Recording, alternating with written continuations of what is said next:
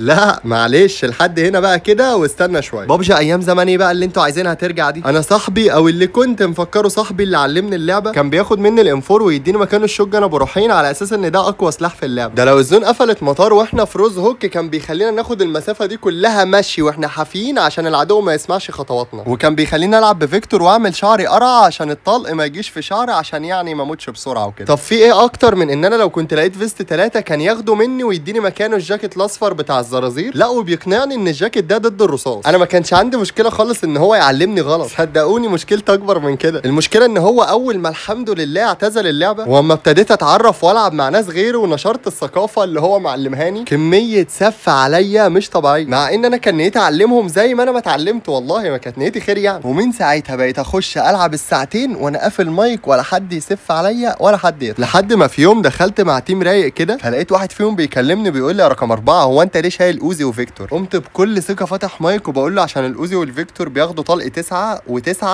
كرقم يعني اعلى من الخمسه والسبعه، فهم اقوى من اي سلاح يعني.